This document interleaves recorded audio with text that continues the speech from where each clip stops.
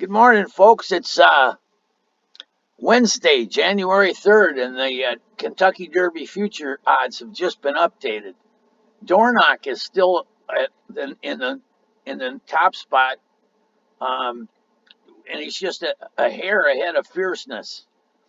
And Catching Freedom, who won the Smarty Jones over the weekend, is listed at 75 to 1 at Caesars and 50 to 1 at Circa.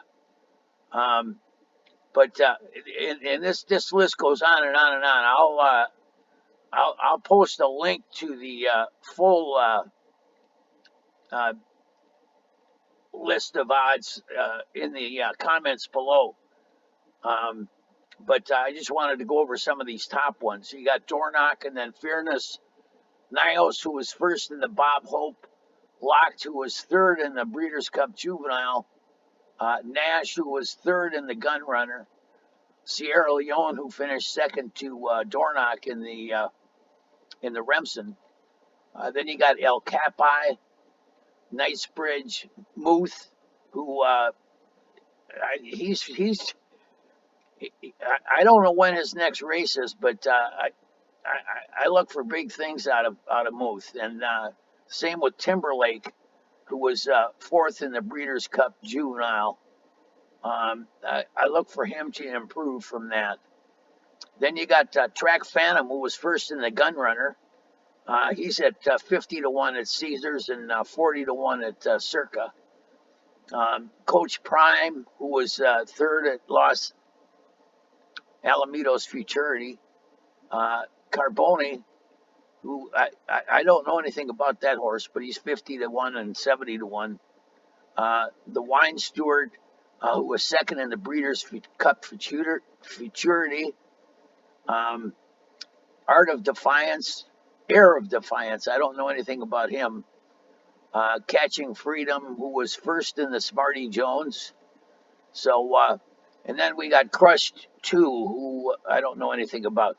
Anyway, like I say, there's a complete list, and I mean a much longer list, and I'll put a link below to that. I believe it's Horse Racing Nation has a complete list. But I just wanted to go over the top ones. Like I say, Dornoch is still at the top of the list, and I look for good things out of Dornoch because I was a big Mage fan, and I bet Mage at 50 to 1 or 75 to 1 in the 2023 Kentucky Derby futures after I had seen his maiden race. But Mage hadn't even run at this point last year. He didn't run his first race until late January, and then he had a fourth place finish in the Fountain of Youth and a second place finish in the Florida Derby, and bingo, he was in. And so anyway, the Kentucky Derby futures are changing rapidly here as we get along further and further on the Kentucky Derby road. And I'm going to keep you abreast of that the best that I can. And we've got some stakes races coming up this weekend, the Jerome and the Sham. And then, as a matter of fact, what's happening now is as we get into late January and then February, the number of points, Kentucky Derby qualifying points goes up. So anyway, these horses now are on the lead at the top of the futures odds, but they have a long way to go to get enough points to make it to the Derby, and so we're going to see a lot of shifting in the next couple of months, and it's always interesting to see what happens there. So anyway, this is Laughlin 007 signing off for today. I may be back with a long shot, but I wanted to get this up there, and good luck out there.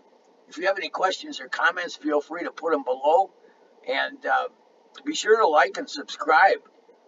Hit the little the lucky golden horseshoe in the corner, right lower right hand corner, and subscribe. It just takes a second and doesn't cost a dime. Anyway, good luck out there, folks, and that's all for now.